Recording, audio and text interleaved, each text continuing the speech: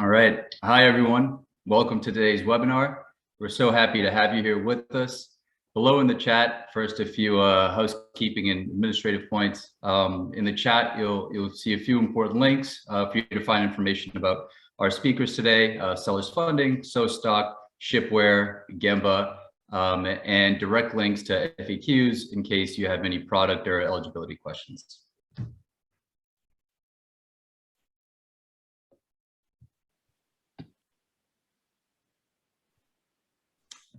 All right, so the title of today's session is Roadmap to Q4 Success, the keys to optimizing your inventory and logistics strategy. So Roadmap to Success is the masterclass style webinar series you've been waiting for. We're bringing you top industry experts to discuss everything you need to know for year-end success. From inventory logistics to marketing, store optimization, and beyond, we've got you covered with the winning strategies to unleash your growth potential. You are all more than welcome to ask any questions as we move through this presentation. We want this to be as free-flowing, as dynamic as possible. So just drop any questions or comments that you have down in the chat.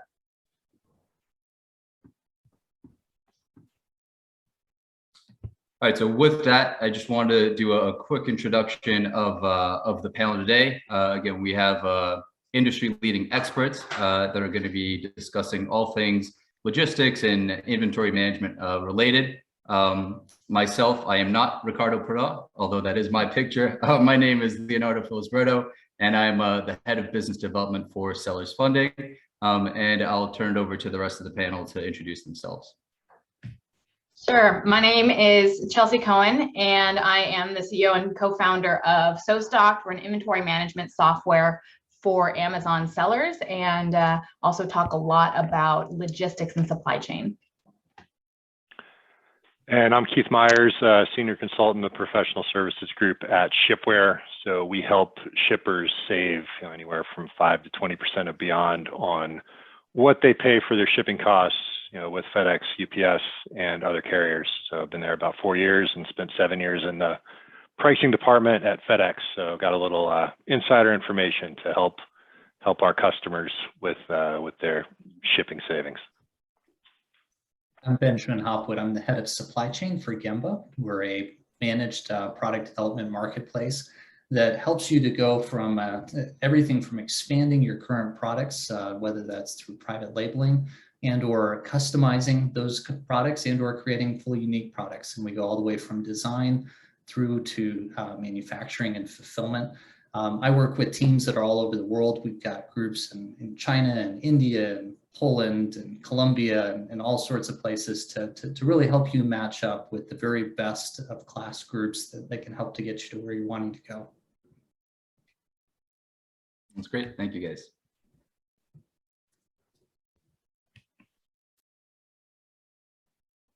All right, so just to kick us off, so in this webinar, this is the goal of what we're looking to have be your takeaways for this conversation. Looking to talk through how to implement effective planning and flexibility as tools to diversify and mitigate risk for your business, uncover new opportunities with thoughtful and strategic partnerships, also touch on non-dilutive capital as a lever that you can pull to manage cash flow constraints that you may be facing during certain points within your business cycle. And then lastly, which I think is a very interesting topic, the advantages of adopting inventory-minded marketing.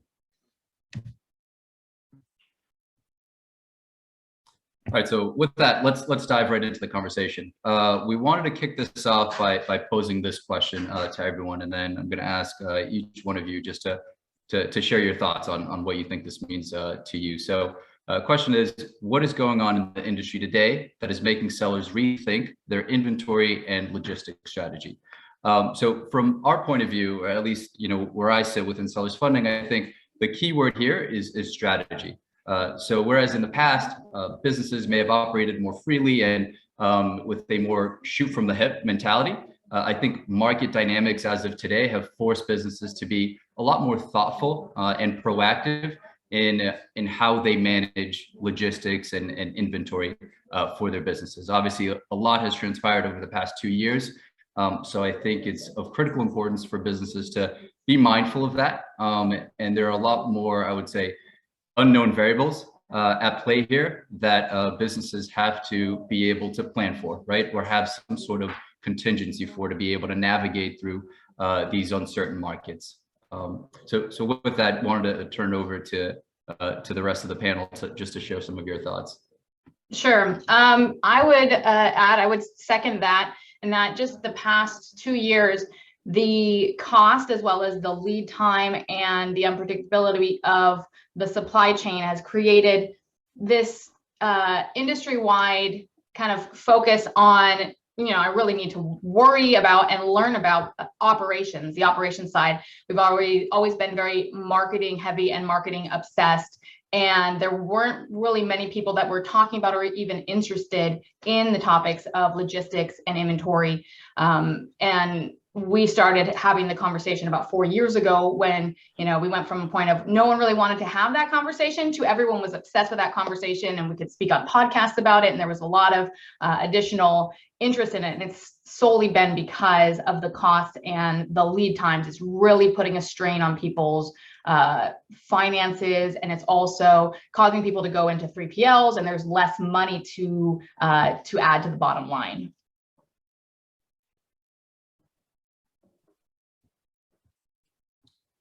And I think the next slide we're going to go into actually touches on some of the market challenges that I think, Keith, you're seeing as well. Yeah, it's correct. And as Chelsea mentioned, as things start to get focused on operations, then what you got to do is figure out how to get that product to your customer, and it's where it gets a little bit more challenging. It's for a lot of shippers, the view is that there's a duopoly. You've got FedEx, you've got UPS. They pretty much operate in lockstep. If one adds a new charge, the other one's going to follow suit as soon as they can. Most recent example of that was earlier this month. FedEx increased their fuel surcharge by 1.75% effective April 4th. UPS increased their fuel surcharge by 1.75% effective April 11th. So again, they really kind of one follows the other. And as you can see here, the overall rates have increased 75% in the last decade, and they just continue to go up and up and up. And as you think about it from a shipper perspective, it's hard to benchmark. Your rep may tell you, hey, you've got really good rates, best rates I've seen, et cetera, but you don't really know if that's true. And so the experts such as Shipware and other companies in our space have looked at thousands of pricing agreements and have that idea of, yeah, this is good pricing, or no, there's a little bit of room to improve, and here's what you can do. Then of course the Amazon effect. I'm as guilty of it as everybody else. There's this expectation you never have to pay for shipping, and it's always and makes it a challenge for shippers, because as we know, shipping isn't actually free. But when your customer is expecting it to be free, then you've got to figure out how you can meet that need, get it to them without minimal cost and as fast as possible, thanks to Amazon. But there's a cost associated with that, and so how do you minimize those? And of course, we're still in a situation where demand is exceeding supply. We had 5 years worth of projected growth in the home delivery space occur in like 4 months over the last couple of years, and the carriers are still trying to recover from that. So there's a lot of opportunity there, with new players and things like that, which we'll talk about coming up. But right now, the demand still exceeds supply. FedEx and UPS have introduced these peak surcharges that aren't ever going away. It seems like transit times have gotten slower, and it's been more challenging for shippers to get their products out when they want them to get there.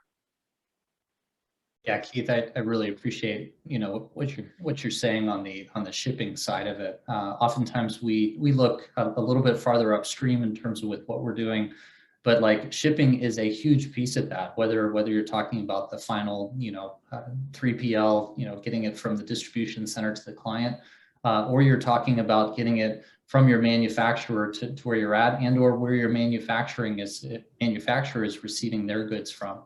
And I think, like, as we look at it like that, different times of your life that you might look back and you might say, like, I actually kind of remember those years, like something big happened during that time. And I think for all of us, this has been going on, where we've been seeing fundamental shifts in supply that have been caused. And then, like, many of you may be familiar with bullwhip effect types of situations where you think something's done and then it's like the next wave ends up hitting you. And again, in this, what's happening is that, at least what we're seeing, and what's really, really important to be considering, is just whether you're looking at your logistics upstream, that could be the ship or the carrier that you're on. It could also be your manufacturer that you're at. And for many of us, if you've been in business for a little while now, you might have kind of the old friend price that's been established with your manufacturer. But like a tree that might start to have rot at the bottom, sometimes things might take a little bit of time to evidence themselves. And at a certain point, environmentally, that becomes a place where you end up finding out it won't be sustainable for your manufacturer. So having those conversations, being willing to really dig in to understand, what are they looking at raw material price wise? What is your logistically that, should you make major changes with how your supply chain is set up? All of these things are happening. And then on top of that, we're also entering into this high inflation period, right? This is being discussed. And I think people kind of see those storm clouds on the horizon, but it's kind of that question of when is this going to really start to impact our businesses and our clients and their behaviors and what ends up happening. And so really getting serious about the operations, both with what Chelsea has talked about as well as Keith, is just super important to get in front of that 8 ball, so to speak. Mm-hmm. Yeah, I fully agree about the point of inflation. I mean, we're already seeing it on the Amazon side of things.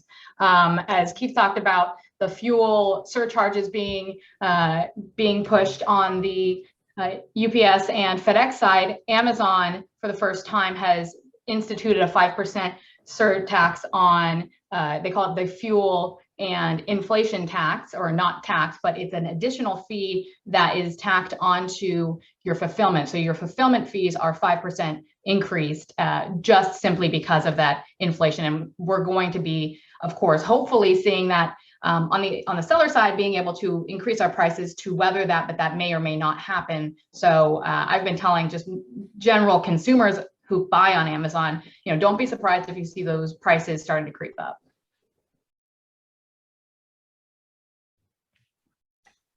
So what I'm hearing from all of this is that there's a lot to digest, right, guys? There's so many different variables at play. I'd say both, known and unknown that are coming up more and more, right, for businesses. So how do you navigate through that landscape? And part of what we want to try to achieve here in this webinar today, although not fully comprehensive or all inclusive, but just give you a few tips that you can walk away with, right, on some adjustments that you can make to your business, or just modifications for you to be mindful of in order to try to optimize efficiency, right, as it relates to supply chain logistics and inventory management for your business. The first one that we wanted to briefly touch on is planning, right, which I think has already become a pretty common theme in this webinar thus far, or lack thereof, right? So I think it's crucial for any business to be able to plan ahead, as we've been saying. And I'd say, in a way, stress test your business, right? So make sure that you have backup plans or options in place, right? So if you run into an issue with a supplier, if there's, an unknown uptick in costs associated with shipping, or as a result of inflationary pressures that we're seeing in the market. So how can you be dynamic and nimble in adjusting to those headwinds that come your way in your business, right? So I think all of that kind of can be summed up in making sure that you're planning for these different types of scenarios, and your business is amenable and flexible to some of these headwinds that you may face. Mm-hmm. Yeah, I would add to that. One of the things that we tend to promote and push is something we call flexible logistics, or logistics flexibility. And it's something that we've actually, in teaching it to some of the users of SoStock, we had someone say that since implementing logistics flexibility, they haven't stocked out. And that's pretty huge. What that generally, in terms of, implementing something like that, if you're used to sending a container load order more than a container, and let's say order a container plus 1 to 2 months, and your supplier will generally hold that inventory for free for a few months. And that is your just in case inventory. So if the boat gets stuck in the port and it is not released and your inventory is not able to be checked into Amazon, you actually have that inventory at your supplier. You can airship it over. You don't do it if you don't have to, because you don't want to incur the air freight costs, but that becomes an option. And generally you can sometimes negotiate with your supplier, not all the time, but sometimes you can negotiate to only pay the final payment on what has been released, so that it's not weighing on your cash flow too excessively to make those additional orders. And of course, then you would take it one step further and you would have the same type of system with your 3PL warehouse, where you would send most stuff less than truckload or full truckload, and then have some extra for small parcel delivery if it was absolutely needed. Yeah, and then as Chelsea kind of segued into on the transportation side, so there's a bunch of different ways to diversify risk. First is, if you are single sourced with UPS or with FedEx, build that relationship with the non-incumbent.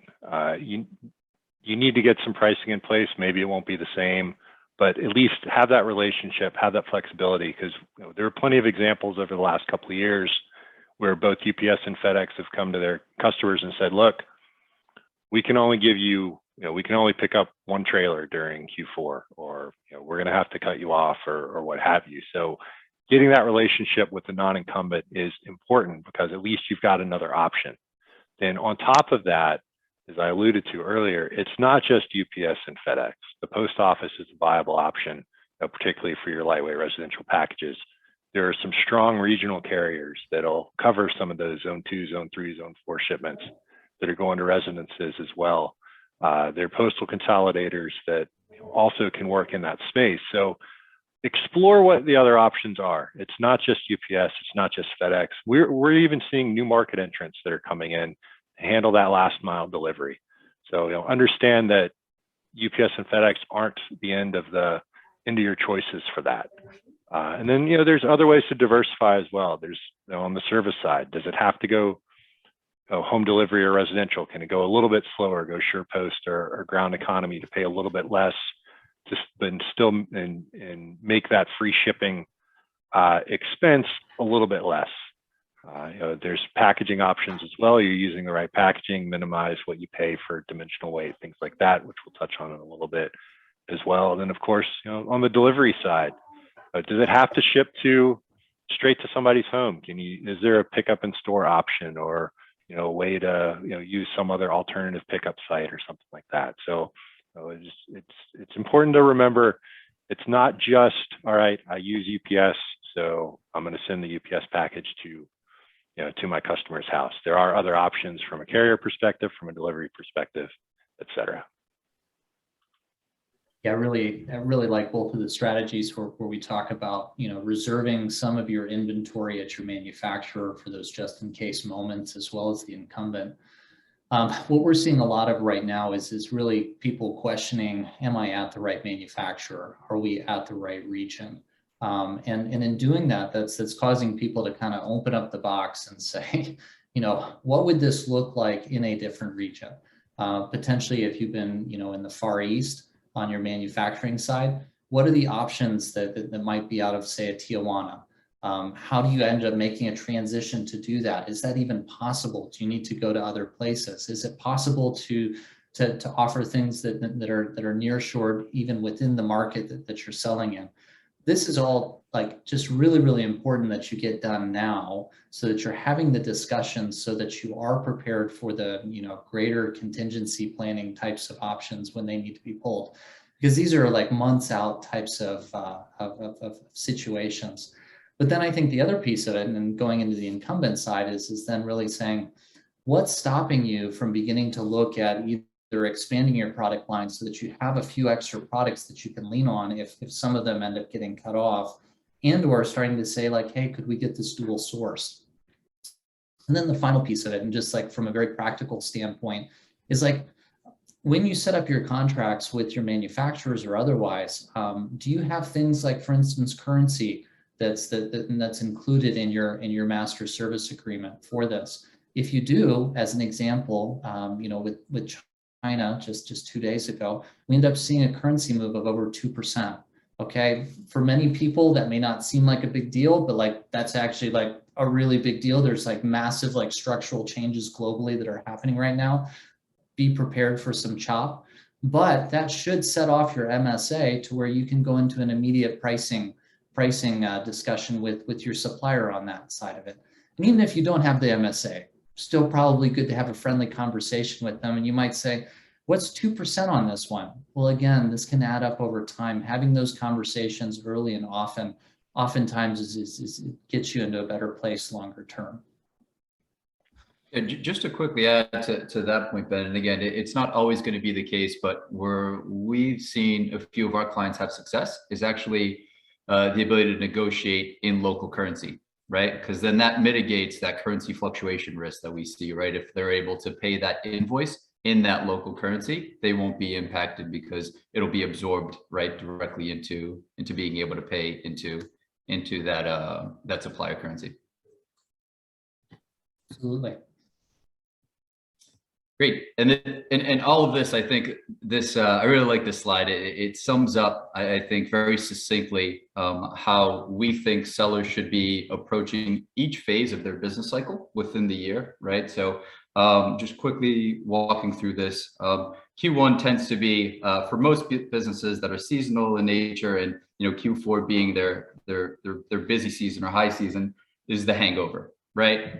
So what's going on in Q1? Typically, businesses are doing a post-mortem or a look back on what worked, what didn't work during Q4, what the top performers were, what some of those challenges and headwinds were that they faced, in a very short amount of time within Q4 that they had to act quickly on, right? And then they're also looking ahead, right? Starting to think through how to recycle their portfolio, what to introduce or remove from the portfolio, and starting to position themselves to replenish inventory, right? And then you get into Q2, they start to ramp up a little bit, right? So you're starting to think about Q4, your busy season. I think another common thread that we're hearing in all of the points that have been made by Keith, Chelsea, and Ben is around timing, right? So planning as far in advance as possible. So thinking through about, paying suppliers, placing those orders. You may need additional cash to start positioning yourself for, R&D, ad spending, and then as you approach Q3, you're kind of, you're getting close to crunch time, where you have to replenish any of the inventory that you may have sold during the first half of the year. Really start to gear up and mentally prepare for that busy season for the business, and make sure that all of your contingency plans are in place, right? And ready to go. Because once you hit Q4, we all know that it's just, to continue on with this analogy, it's kind of a blackout, right? So things are moving so quickly. So it's hard to kind of keep up with everything. So if you're trying to plan ahead in Q4, it's too late, right? So this is where you really have to position those backup plans and have everything in place during Q2, Q3, so that you can really hit your stride in Q4 when all systems are go. And I think this dovetails nicely into the second topic that we want to touch on, which is effective cash flow management, right? So obviously from a seller's funding perspective, the most important thing is having options and having access to capital for businesses, but that's not the only way that you're able to effectively manage your cash flow, right? As you'll hear from our other panelists, there are a number of other different strategies that you can implement in order to optimize your cash flow, right? Cost saving strategies, effective management of inventory. So there's certain relationships that you can establish with your suppliers, strategies that you can implement that all affects the bottom line and supports your cash flow, right, throughout your business cycle. Yeah, and kind of following along with that point, one of the main challenges that we see, particularly with on the cart abandonment side of things, that affects that cash flow, you can see from this survey, the majority of the problem comes to, you get to the end and then the extra costs are too high, mostly tied around shipping, sometimes taxes, sometimes fees, depending if it's a an international package, then sometimes GST, VAT, all that stuff gets added on, and it spooks the customer a little bit. But as far as with the shipping costs being so high, it comes back to everybody knows what's going on in the world politically. We have war in Ukraine, fuel service, which has caused fuel to go up. We're still in the pandemic, causing additional extra fees that are impacting that. On the fuel side, mentioned it earlier with FedEx and UPS changing fuel earlier this month. They also changed fuel in December, January, and changed fuel in November. It's been a pretty significant increase that's occurred on the fuel side, which just adds on to this cart abandonment challenge, because all of a sudden your fees are creeping up higher and higher and higher. As Chelsea mentioned, Amazon has joined the fray with their 5% fuel surcharge that is probably not going to go away. So it's important to kind of understand what you're going to pass through to your customers. Are you going to show everything? Are you going to keep it at a flat rate? Are you going to keep it at free shipping to try to mitigate this cart abandonment puzzle that is a huge challenge for any sort of e-commerce shipper?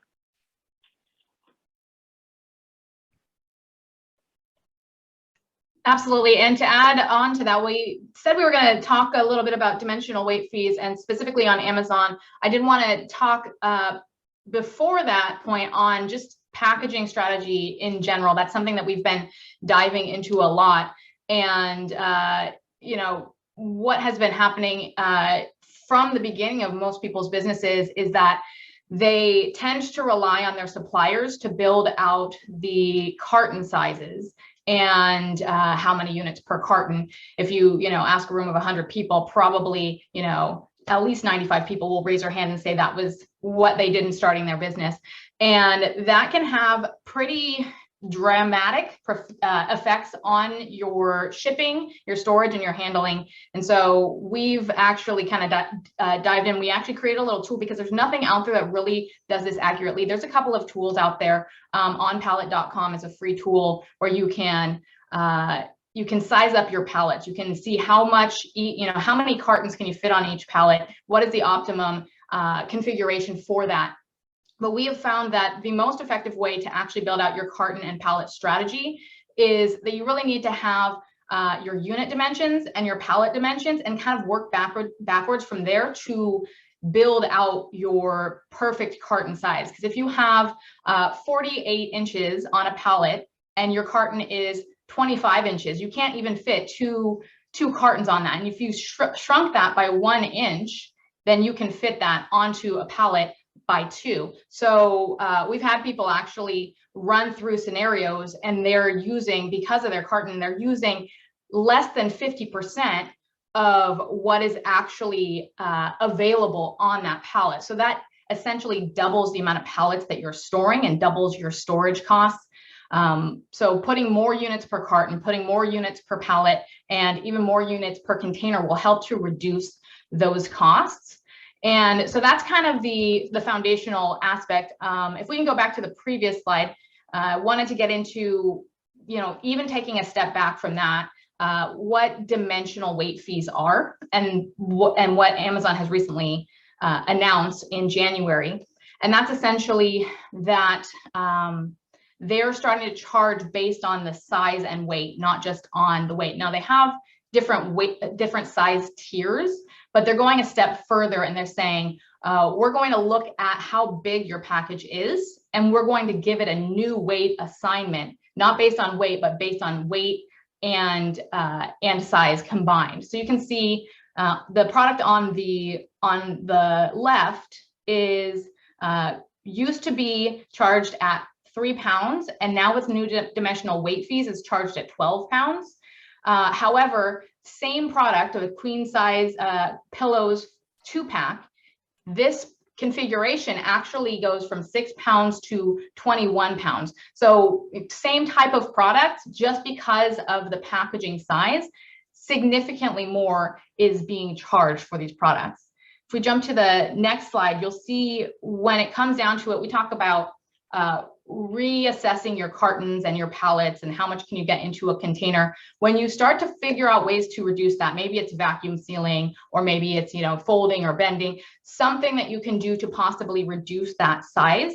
You'll look at the difference when it starts to stack up, because you get more units per carton and per container and per pallet. And then all of those handling fees, every single carton is going to be charged a specific amount to be handled by a third-party fulfillment center or third-party replenishment center. And you see the difference in each one. One is total cost of $14.40, and then the second product is paying $26.10 for the same exact product that is competing. They're competing with each other on Amazon, and that second product is not going to have really stand a chance. Jump to, I think it's the last slide, and we'll kind of look at exactly what that is. So the cost difference is $11.70 per unit, pretty excessive.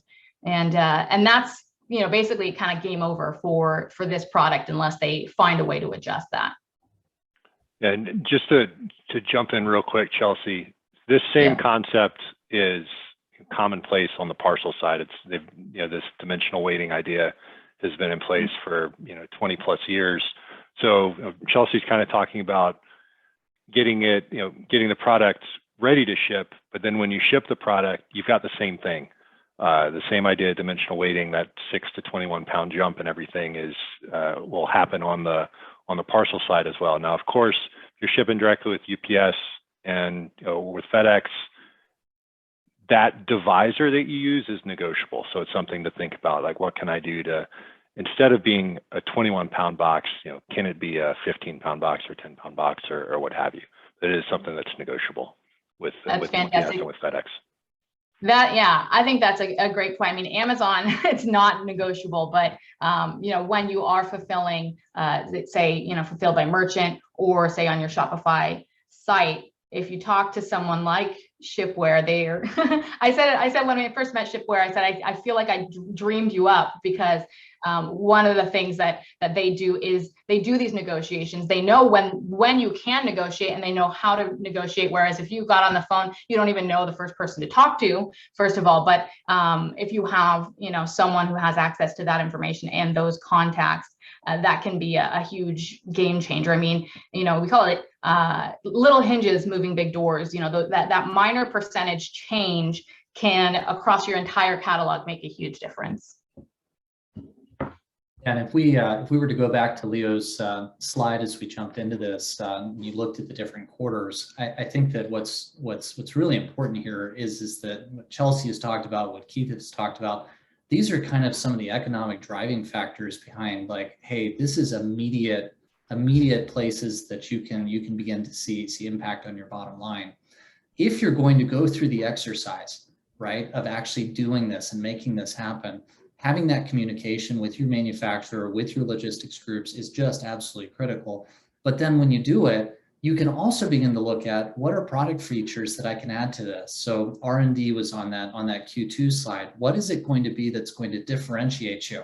So, like, for me, it's kind of this, like, the triumvirate in terms of with what you can make happen here, which, like, while you're doing this, you're saving on your shipping costs, while you're saving on your fulfillment, your stocking side of it. Then what else can you add to the product? And in this case, it may be packaging. We see packaging get overlooked all the time. Just to Chelsea's point here, which is like, it's almost like this afterthought. Obviously, very, very, if you took a room of Japanese people, like, oftentimes, like, on packaging, they're amazing on this area. But, like, for other people outside of those cultures, it's kind of like, just throw it in a carton box, it'll be fine. But if you're going to do it, think about what that experience is going to be for the client, because you can do things like feature sets. So Amazon has their climate friendly pledge that's out there today. You can reduce the size of your packaging. You can change the materials of your packaging, doing a lot of different savings on this side, and you can go ahead and hit a badge that may rank you quite a bit higher on the organic ranking side of it. And so, like, this is where I think, again, if you're starting early and you're thinking, where are some of the, like, lowest cost, highest impact areas? Packaging is certainly right up there. And then, for instance, if you end up finding out, okay, the packaging is already semi-optimized on that side, There may be something you can change in the product itself. You might be able to do a +1 strategy where you say, I'm going to change this feature. And by doing this feature or this material type change, this can now allow me to survive going into this next period of high competition that's going to be happening in the upcoming year.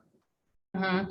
Yeah, I think just to add on top of that, I think that's a great point. And, tariffs is a good example. A lot of people are paying a lot for the Chinese tariffs. And if you change, like, say, the material, you could potentially get into a lower tariff tier. Say you're paying 25%, you do some change to the product, it could get you into that lower tier. And I believe those are things that Gemba kind of, one of those things that you kind of specialize in is, you can take that bird's eye view of looking at, what are those ways that we can actually save money in, initially creating a product or reinventing a product, if I am understanding correctly. Now, we have a number of different just entry-level pieces to where you can begin exploring it. Like, you don't have to go into like the full, open up the hood and change out the engine, but like, let's look at the high level. And again, I think that this is where, like, hopefully for you guys that are listening in today, this is where having different groups that have specialization in different areas can really be helpful, because if you can link that part together, then you can have significant benefits as you go into your Q4 sell seasons. Absolutely.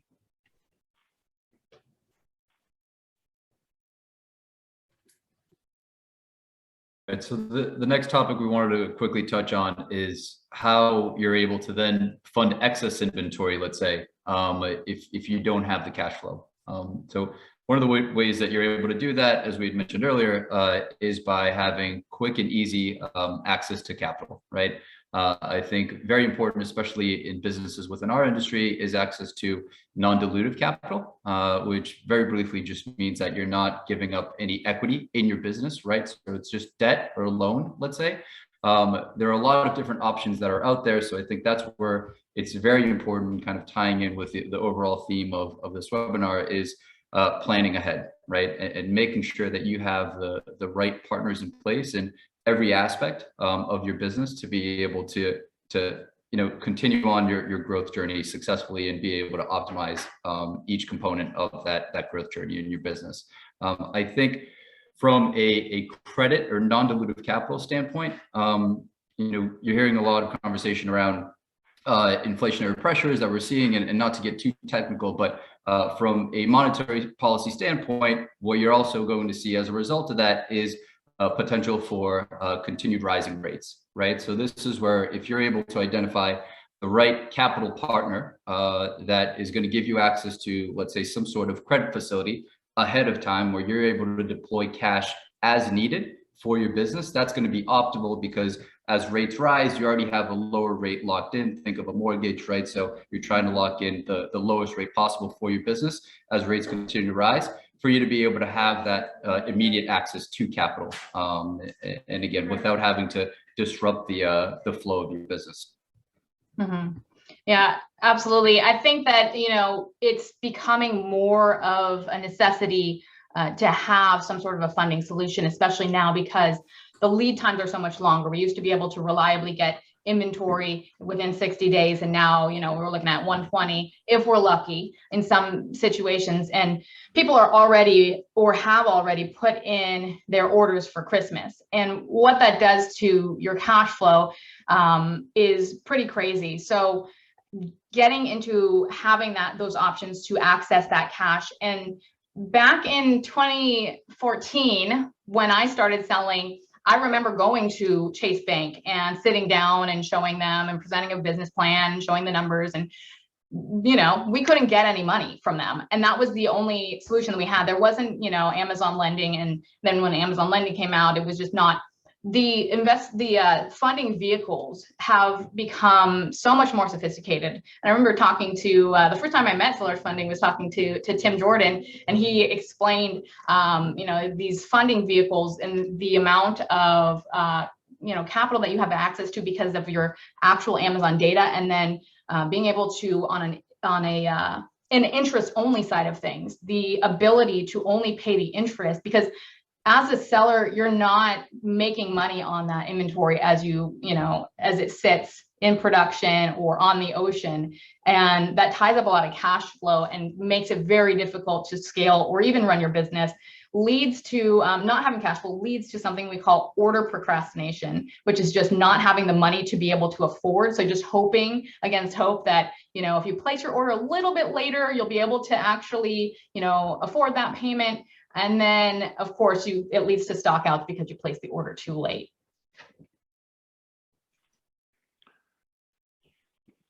Great. And then kind of one other way to look at it, at least from the, you know, kind of from the shipware side and what we do, is the improving the transportation costs can go straight to the bottom line. If you think about it, if you're budgeting for $500,000 in transportation spend and are able to renegotiate what you're paying, and all of a sudden that $500,000 is $400,000, that's an extra $100,000 that you didn't have, and now you can put towards something else. You know, is there a technology product that you put off?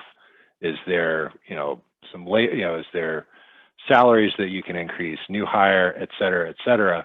So, you know, it's in addition to, you know, kind of looking at the debt option, you know, if you're able to make some of these improvements that go straight to the bottom line, then, you know, that can free up some capital as well that you can use for, you know, for different options.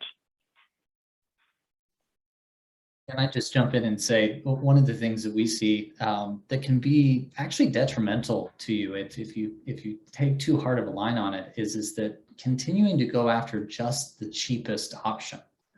When we think about the way that the question is posed, part of what we're talking about is we're talking about cash flow. How do you have cash flow? You know, that idea that like cash is important in our businesses. And how we see it oftentimes is that like there will be a $50 difference, a $100 difference on a container between two different carriers that have radically different like performance values, and consistently there can be choices towards the cheaper one, even though that may lead to 2 weeks, 3 weeks, 4 weeks, 6 weeks of additional delays, which is all just chewing up your cash flow, right? Like this all goes to it. There's higher level strategies that you can begin looking at, which would be to say, would you be willing to trade off a few margin points to have a manufacturer or a supplier that's going to be closer to you? If that meant that you could chop off potentially 4 weeks on the overall time from the time that you're converting that product that you had to pay for into cash on the other side of it. But you have to be careful on that side too, where again, you have to really then talk to the supply chain and make sure if you're trying to switch to Tijuana as an example, and you think like, this is going to be great because I'm going to be getting it just right over the border, but they're still getting all of their long lead time inventory from China. You need to make sure that you're not building fragility within the system on that side too. But again, take a hard look at that. Talk to people about it. Don't necessarily be so incentivized by the price side of it that you end up kind of, you know, that cutting off your nose to spite your face type of situation on this one, because you got to be looking at this, especially as we go into it. And then the final part of it is just really taking time to renegotiate your terms, right? So the world is changing, like things are active, whether you're talking about suppliers in Vietnam or China or India or in the US even. Have a discussion with them, see if there's going to be terms options that are there, and maybe potentially look around the corner. So this was something that Leo talked about, which was that what if you were to pay them in their local currency? If we did that, what can you do for me? You know, type of thing where you might, if we could chop 15 days off of our terms, maybe 30 days off of the terms, that could be incredible for your overall business cash flow.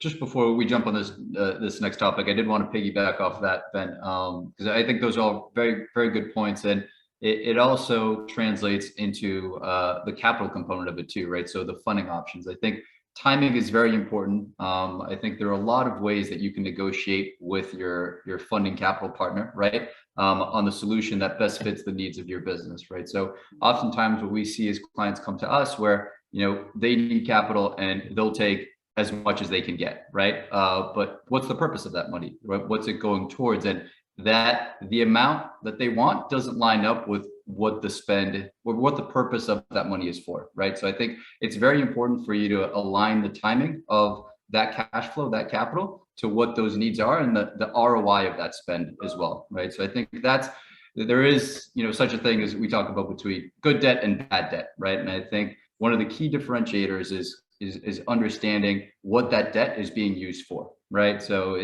very simply put, if the ROI on what you're spending that money on is lower than what the interest rate or the cost of that capital is, then obviously it doesn't make sense, right? So, but there's a timing component to that too. So you want to make sure that you match the timing to, the debt that you're taking out to spend to put into the business.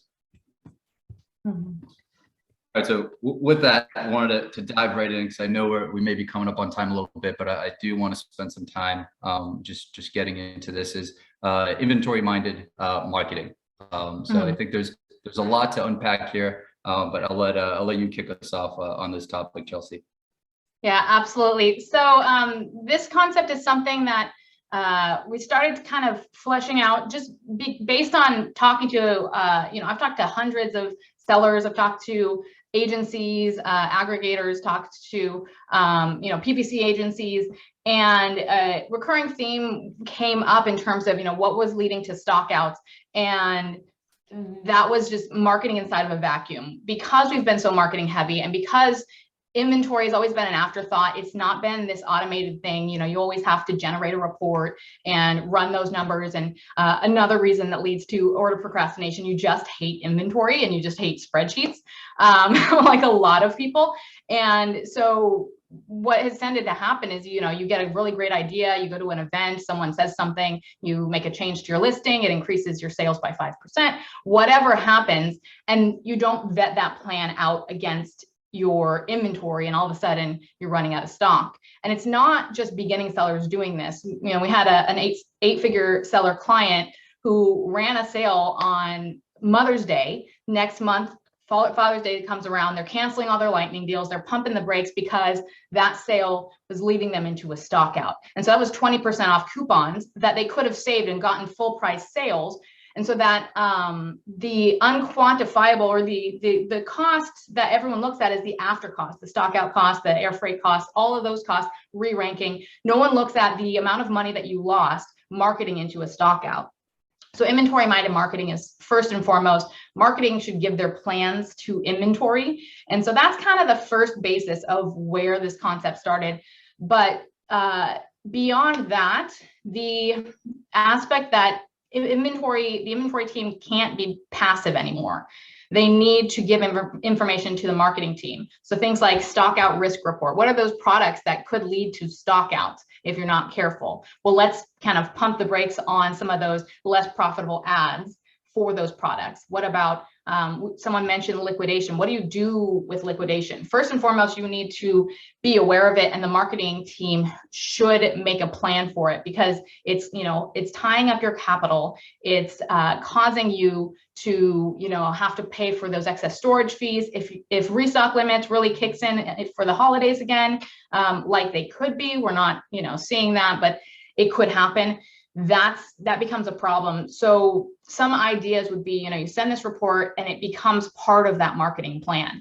How can we move that inventory? There are liquidation services. Amazon has a liquidation service. There's a company called Backtrack, which is back-track.com, who do these liquidations.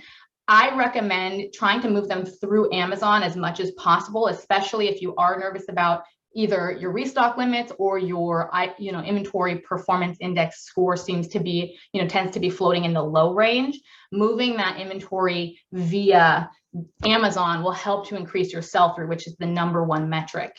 Beyond that, there are two other reports that we talk about. One being the slow seller report, which would be treated in a similar way, only you're trying to boost ranking. And then the other is the overstock report. What are those products that you have just excess inventory, say over 90 days of inventory? How can you move those? And, bonus is if you've got something in the slow sellers report and the overstock report, that you have inventory that you can help to push to market that slow seller into a more viable range.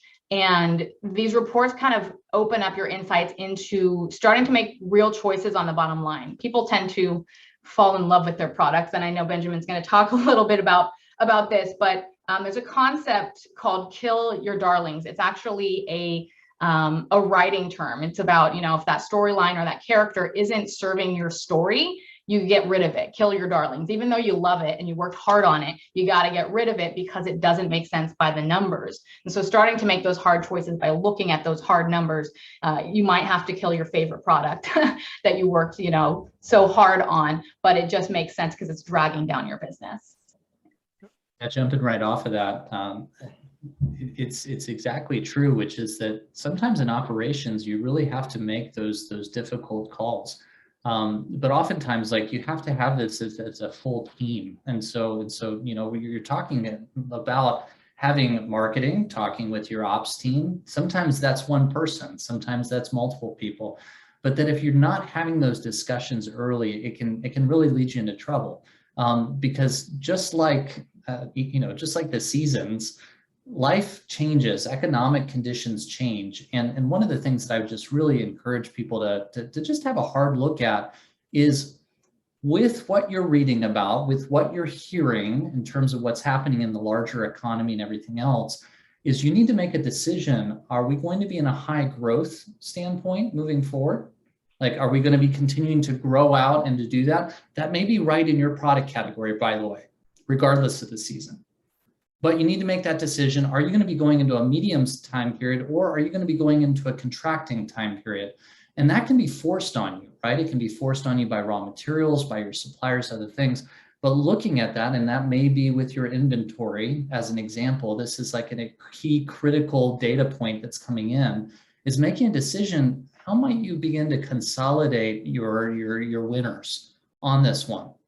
And that may happen quite early on, where you see, like, for instance, in the Austin region, which is where we're headquarters, about a year ago, there was a massive snowstorm that ended up damaging a number of things that went into the feedstock for plastics and other groups. But as an example, there was a major national paint supplier, and what they had to do was that they had to consolidate their product lines because they knew they only had a certain amount of feedstock for this. Having those discussions with your suppliers, understanding, are there shortages on aluminum, other things that you may need to then begin to consolidate your product lines around, that ultimately gets you to a place to where you can go with your strong performers as you go into this. And then for the stuff that's already in your inventory today, making the decision, not necessarily waiting on it. Again, it can be kind of one of those emotional experiences if you feel like you're losing. But I would encourage you, don't necessarily maintain that feeling when you could free up your cash flow to put it into your next strongest player. And ultimately, it goes back to the two people that saw the tiger, and one person's like, I'm going to run, and the other one's like, we can't run faster than tiger, and the other person looks at the other person, they say, but I can run faster than you can. And so in that sense, like, that competition, beginning to pull away from your competition because you make a lot of small, correct decisions is going to be what really important, I think, as we move into not only the next quarter, but into the next year. It's that active versus passive inventory management, right? So there is an opportunity cost to being passive, right? Which is what you guys both highlighted. So I think, just being very mindful and proactive in how you manage your inventory, I think, makes a big difference for businesses.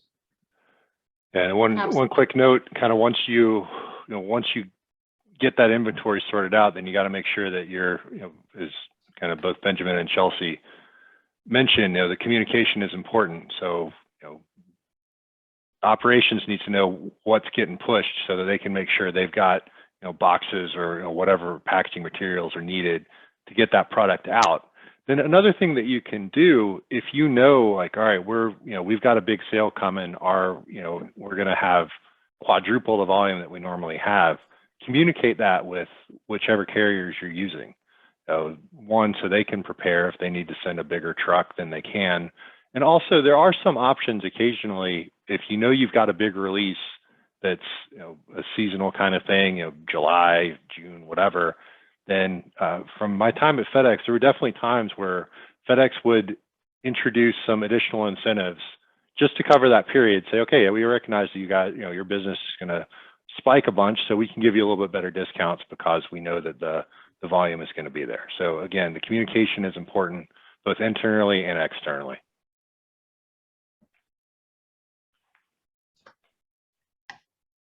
That's great. Thank you, guys. So I think we are running up on time. So I wanted to just summarize one more time for our audience what we hope are some of the key takeaways that you got from this webinar today. I know that, sorry, tonight on my time, I'm based in London. I think we probably could have kept us talking for another hour or so, but maybe we'll do a follow-up session. But again, the goal was hopefully for people to understand the power importance of utilizing planning and flexibility as levers to diversify or mitigate risk, identifying the right partners that will be able to help you enhance or optimize your cost management and cash flow management of the business, but then increasing cash flow as a way to also combat or manage the current inflationary pressures that we're seeing in the market today, and just more broadly, the macro geopolitical headwinds that we're seeing in the world.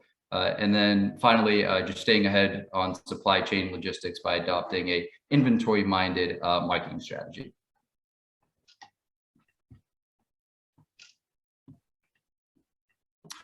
All right, so I want to just take this opportunity to thank our audience and our panelists today. Here's the contact information for Keith, Chelsea, and Benjamin, and myself at Sellers Funding. Please feel free to reach out to any one of us if you have any questions or just want to have a conversation. We'd love to hear from you guys. And I think lastly, thanks so much for having us. Yeah, thank you guys for joining in. There's just very quickly, this last slide outlined a few free tools for our listeners. From the Sellers Funding side, we have an ebook that will be sent out via email to all the participants of this webinar titled "Get Ahead of the Holiday Crunch: Why Inventory Planning for Q4 Starts Now."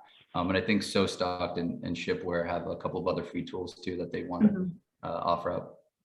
Sure. Yeah. So at sostock.com/tools. So we talked about carton pallet optimization, and we built out a carton pallet calculator to help to assess that. So it shows you, you put your information in, it shows you what your pallet used to look like, and then how to rebuild your pallet, building a pack list, as well as a savings report showing before and after savings.